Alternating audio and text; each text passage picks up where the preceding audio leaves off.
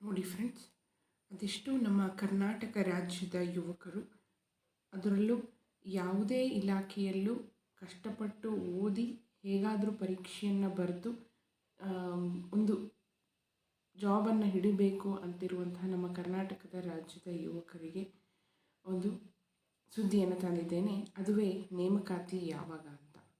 ಎಲ್ಲೆಲ್ಲಿ ಎಷ್ಟೆಷ್ಟು ಹುದ್ದೆ ಖಾಲಿ ಇದೆ, ಅದು ಯಾವಾಗ ಹುದ್ದೆ ಭರ್ತಿ ಆಗುತ್ತೆ ಅನ್ನುವಂತಹ ವಿಷಯ ನಾನಿವತ್ತು ಡಿಸ್ಕಸ್ ಮಾಡ್ತಾ ಹೋಗ್ತೀನಿ. ಒಟ್ಟು ನಮ್ಮ ರಾಜ್ಯದಲ್ಲಿ ಸುಮಾರು 2,76,000 ಹುದ್ದೆ ಖಾಲಿ ಇರುವಂಥದ್ದು. ಆದರೆ ನಮ್ಮ ರಾಜ್ಯದ ಯುವಕರು ಉದ್ಯೋಗ ಗಿಟ್ಟಿಸಿಕೊಳ್ಳುವಲ್ಲಿ ಅತ್ಯಂತ ಪರಿಶ್ರಮವನ್ನು ಪಡ್ತಾ ಇದ್ದಾರೆ. ಆದರೆ ನಮ್ಮ ಯುವಕರ ಸಮಸ್ಯೆ ಸರ್ಕಾರಕ್ಕೆ ಕಾಣ್ತಾ ಇಲ್ಲ. ಆದರೆ ವ್ಯಾಪಕವಾದ ನಿರುದ್ಯೋಗ ನಮ್ಮ ರಾಜ್ಯದಲ್ಲಿ ಇರುವಂಥದ್ದು. 2023ರ ಚುನಾವಣಾ ಪ್ರಣಾಳಿಕೆಯಲ್ಲಿ ನಮ್ಮ ಕಾಂಗ್ರೆಸ್ ಸರ್ಕಾರ ಹೇಳಿತ್ತು, ಸರ್ಕಾರ ಜಾರಿಗೆ ಬಂದ 1 ವರ್ಷದೊಳಗೆ ನಾವು ಎಲ್ಲ ಹುದ್ದೆಯನ್ನು ಭರ್ತಿ ಮಾಡ್ಕೊಳ್ತೀವಿ ಅಂತ ಚುನಾವಣಾ ಪ್ರಣಾಳಿಕೆಯಲ್ಲಿ ಹೇಳಲಾಗಿತ್ತು. ಆದರೆ ಈಗಾಗಲೇ ಹತ್ತತ್ರ 2 ವರ್ಷ ಆಗ್ತಾ ಬಂತು. ಆದರೂ ಕೂಡ ಪ್ರಸ್ತಾವನೆ, ಅನುಮತಿ, ತೀರ್ಮಾನ ಅಂತಲೇ ಇನ್ನೂ ಆಗ್ತಾ ಇದೆ. ಹುದ್ದೆಗಳು ಭರ್ತಿ ಆಗ್ತಾ ಇಲ್ಲ.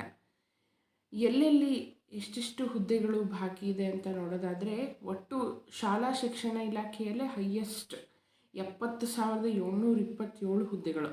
ಆರೋಗ್ಯ ಮತ್ತು ವೈದ್ಯಕೀಯ ಶಿಕ್ಷಣ ಇಲಾಖೆಯಲ್ಲಿ ಸೆಕೆಂಡ್ ಹೈಯೆಸ್ಟ್ 37,000.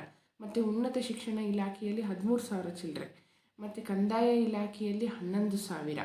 ಪಂಚಾಯತ್ ರಾಜ್ ಮತ್ತು ಗ್ರಾಮೀಣಾಭಿವೃದ್ಧಿ ಇಲಾಖೆಯಲ್ಲಿ 10,500. ಪಶುಸಂಗೋಪನೆ ಇಲಾಖೆಯಲ್ಲಿ 10,700. ಹೀಗೆ ವಿವಿಧ ಇಲಾಖೆಯಲ್ಲಿ ಗುತ್ತಿಗೆ ಆಧಾರದ ಮೇಲೆ 96,000 ಜನರಿಗೆ ಕೆಲಸಗಳು ಖಾಲಿ ಇವೆ. ಎ ದರ್ಜೆಯ ಹುದ್ದೆಗಳು 16,000, ಬಿ ದರ್ಜೆಯ ಹುದ್ದೆಗಳು 16,700, ಸಿ ದರ್ಜೆಯ ಹುದ್ದೆಗಳಂತೂ 1,66,000 ಹುದ್ದೆಗಳು ಖಾಲಿ ಇರುವಂಥದ್ದು. ಡಿ ದರ್ಜೆ ಹುದ್ದೆಗಳು 77,614 ಹುದ್ದೆಗಳು ಖಾಲಿ ಇದ್ದು, ಶಾಲಾ ಶಿಕ್ಷಣ ಮತ್ತು ಸಾಕ್ಷರತೆ ಇಲಾಖೆಯಲ್ಲಿ ಅತಿ ಹೆಚ್ಚು ಹುದ್ದೆಗಳು ಖಾಲಿ ಇರುವಂಥದ್ದು.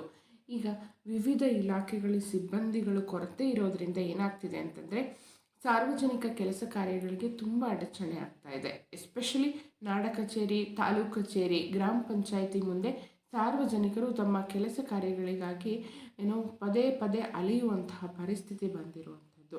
ಈ ರೀತಿಯಾಗಿ ಸರ್ಕಾರ ಆದಷ್ಟು ಬೇಗ ಎಚ್ಚೆತ್ತುಕೊಂಡು ಆದಷ್ಟು ಬೇಗ ಎಲ್ಲ ಖಾಲಿ ಇರುವಂತಹ ಹುದ್ದೆಯನ್ನು ಭರ್ತಿ ಮಾಡಿಕೊಳ್ಬೇಕು ಅಂತ ಹೇಳಿ ಸವಿನಯವಾಗಿ ಪ್ರಾರ್ಥನೆಯನ್ನು ಮಾಡ್ಕೊಳ್ತಾ ಇದ್ದೇನೆ.